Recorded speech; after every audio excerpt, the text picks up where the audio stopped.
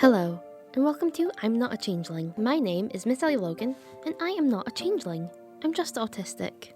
This series will go into various facets of autism, and I will delve into some of the symptoms, talk about my own experiences, and even go through what the process is like for getting diagnosed. Today, we're going to have a look at characters that I feel are autistic. And please note that I am not a doctor. I cannot diagnose people with autism. This is purely based on how much I, as an autistic woman, relate to them. And how much I like them. But with the criteria set, allow me to take you through characters that I feel are autistic. The first character that I wish to talk about today is one I feel that a lot of other neurodivergent women out there can relate to. It's the PG version of Stephen King's Carrie. Please, give it up for the one, the only, Matilda Wormwood. Honey. The titular character of the Roald Dahl novel and Danny DeVito directed film, Matilda. Now, Matilda was, for me, one of the first times I truly felt seen by a character. As a kid, I was a massive bookworm. I could devour a book in a couple hours. I had an immensely massive vocabulary by about 7 or 8. I was somewhat hyperlexic, some would say, which is yet another incredibly common autistic symptom. Matilda also has this love for reading literature and words. And it's only in the story when adults actively take an interest in her that things begin to look up. The librarian at the start of the novel and the film encourages her voracious literary appetite from an early age, and even suggests that she take out a library card in order to take as many books home as she can. And Miss Honey, the teacher that every child wishes they had, is another support figure in her life. She makes Matilda feel seen and recognised for the intelligent young lady that she is. And that is something that a lot of autistic people feel they need. How many stories are there of autistic kids getting encouraged and supported by an adult and flourishing, like their teacher? I, for one, have a phenomenal example with my Duke of Edinburgh leader, Khalida. She's a wonderful lady. She runs Intercultural Youth Scotland now. Anyway, back when I was doing my D.A.V., I was in a pretty bad place mentally.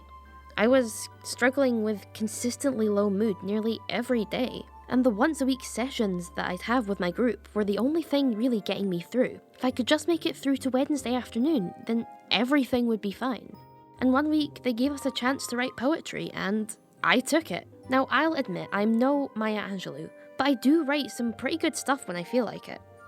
Khalida gave me chance after chance to write and share my poetry, my thoughts, and my feelings with an encouraging audience that enjoyed my every word.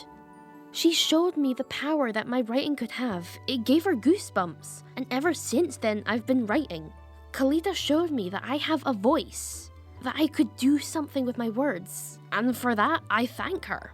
Adults can help autistic children like I was to flourish and develop into confident young people with the world at their fingertips. They can advocate for us, encourage us, help us grow and mature and find ourselves in this confusing sea of life.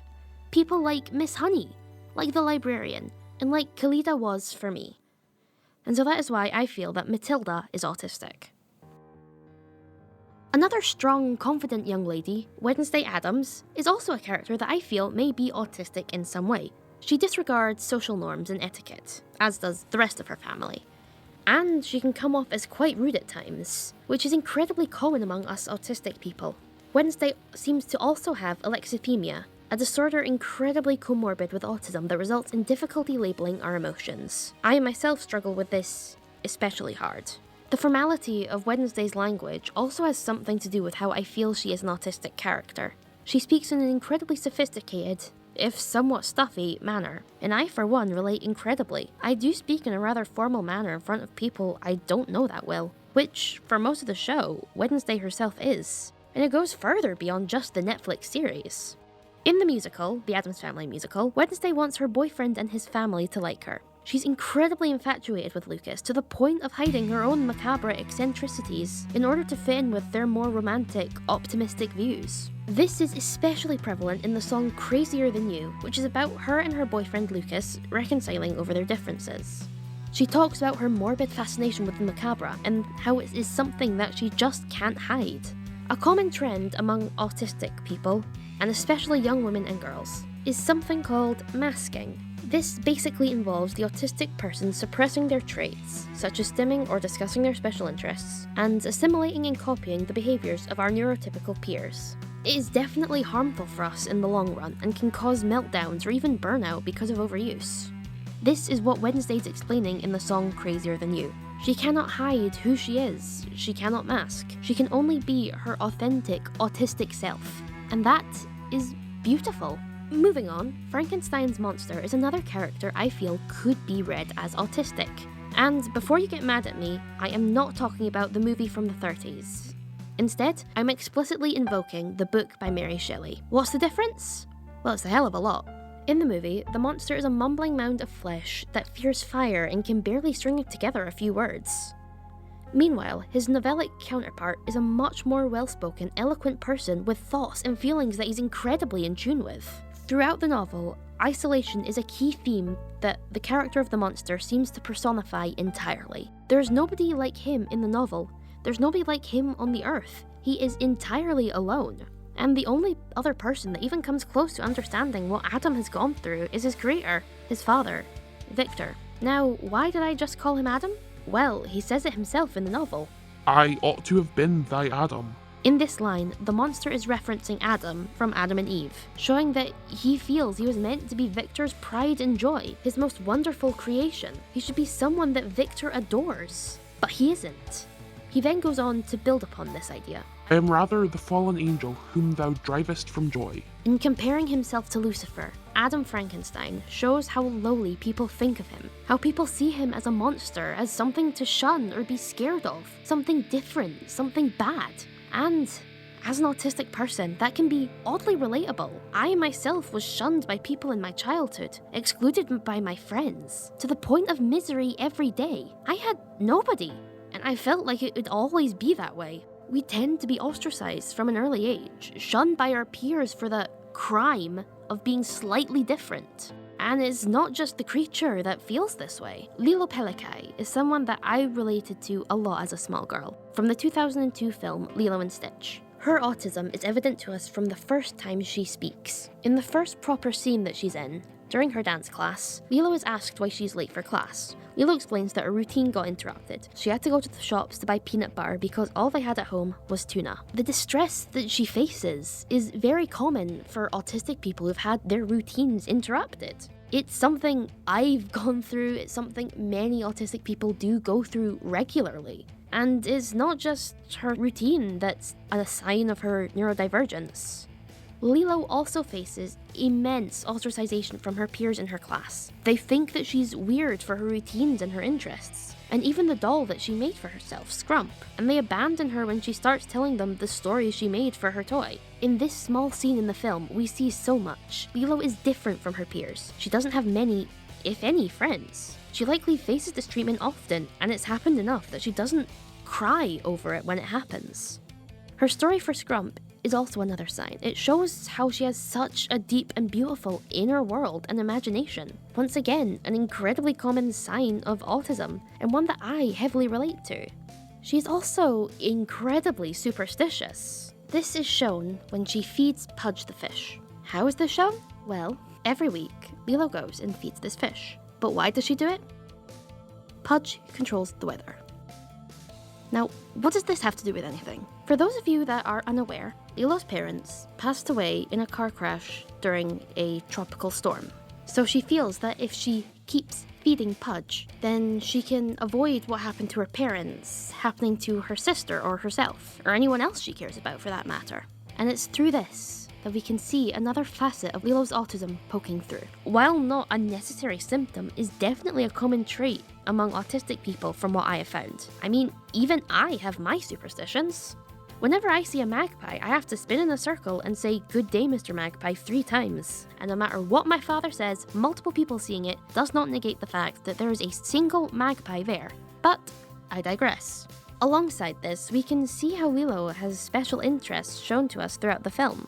The most obvious one is used entirely throughout the soundtrack. It's the late king of rock and roll, Elvis Presley. Lilo knows so much about Elvis and his discography and filmography, much more than the average child her age would at that time, to the point where she was able to correctly pinpoint the exact bench that Elvis sat on in one of his movies. And looking beyond just the film, we can also see this in the TV show. During the run of this Disney animated series, we see that Lilo developed an intense interest in horror and monster movies. One that follows her for the duration of the series. And since we've just covered Lilo, I feel that it's only fair for us to talk about Stitch as well. Stitch is another character that is heavily autistic coded. However, while Lilo has provided support for her neurodivergence throughout the films, being allowed to feed Pudge on her Tuesdays, indulging in her special interests, and even getting a dog, Stitch, to help her have at least one friend outside of her sister, Stitch is what happens when there's no such support in place. What do I mean by this? Well, allow me to explain. When Stitch is first shown to us, he is seen as a monster, as something unnatural, something bizarre, something to be punished. And when he shows what he's truly like, the Intergalactic Council decide, rather than trying to help teach him, they'd send him to another planet, to an asteroid, to live by himself in solitary, isolating him from anyone, not allowing him the chance to grow and change as a person, which can be quite harmful. He doesn't have support in place so he can survive and show what he can do. Instead, he's just cast aside without any help whatsoever. We can also see Stitch masking in the movie. He sees how dogs act in one of the posters on the walls and mimics their behaviour exactly. He sits nicely in front of Lilo and wags his tail, which could be read as his attempt at masking. And this is only further emphasised by him copying her hello and giving her a big hug, just like the picture in the shelter. Not only that, but Stitch also seems to show some signs of sensory issues, mostly involving light. During the film, there's a scene where Lilo is showing Stitch how to be a model citizen, using Elvis Presley as a base for this. And in one scene in particular, on the beach, Lilo gets Stitch to play guitar, to which he does. In spite of Lilo's protests, people come up to Stitch and take pictures of him. All the while, the flash is on, which leads Stitch to get overwhelmed and defend himself, and cause all the people on the beach to run away. It's as if Stitch's sensory issues or needs did not need to be met by these people. They didn't care that they were being told not to crowd him, that he was getting overstimulated. All they wanted was a picture, even if it meant upsetting a neurodivergent person in the process. This can hit especially hard if you're autistic and watching this film. I myself have experienced sensory overload quite a few times, and it hurts. In that scene, I felt so seen by Stitch because, yeah, that's what sensory overload can do. Well, maybe not to that extreme with what I've experienced, but it's still fairly accurate. I do get snappy and I do get frustrated when things are too loud or too bright or too smelly, because my needs are not being met, just like Stitch's. The world is not made for autistic people. The lights are too bright, there's too much music going on. It's just not made for us. Thankfully, the rest of the film shows him progressing and learning to deal with his neurodivergence in a healthy manner. He saves Lilo, he helps reunite the sisters, he becomes part of a family, and he finally has that place of acceptance. The TV show also shows how far his progress has come, with the accommodations in place that his family has given him. In the episode Yapper, the 8th episode of the series, Lilo and Stitch enter a dog show in Honolulu. They get a hotel room, and in the morning of the show, Stitch is nowhere to be found. As Lilo and Pleakley and Jumba all look out the window to try and see what kind of chaos that Stitch has brought, the door opens, and Stitch comes in with a bag of ice. Instead of wreaking havoc on the entire city, which is what he was programmed to do, Stitch just gets some ice for the room.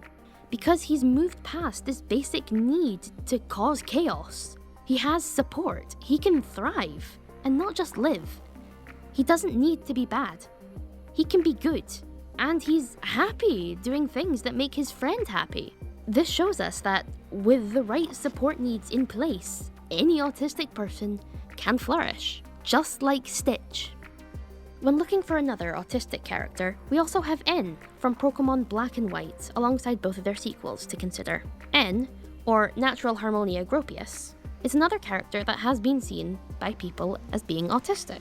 He is hyper-empathetic. He does not like to see Pokemon in pain, and it is actually a main plot point. N was raised alongside Pokemon that were abused by humans in order to keep him distrustful and even resentful of other humans. A common trait among autistic people like myself is that we tend to prefer animals over people. And in some ways, this can be true to N as well. He does prefer Pokemon over people.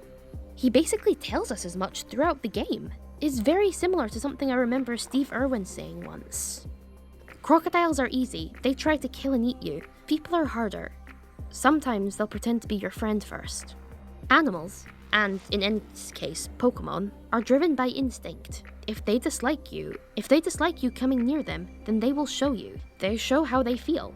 Humans, most of the time, do not provide us with the luxury of doing that. Instead, they perform this intricate tango of etiquette that us autistic folk do not know the steps to, and get upset when we don't play along. N also talks faster than most other characters in the game. Even on the fastest text speed setting, his words come out quicker than everyone else's. This is another incredibly common autistic quality. Even I have issues with talking too quickly. It's as if I have to get my words out as quickly as possible, and even after the evil team that his father built disbands, N still decides to live in solitary. He stays in his abandoned castle, which can only be accessed after completing the main storyline in Black and White 2.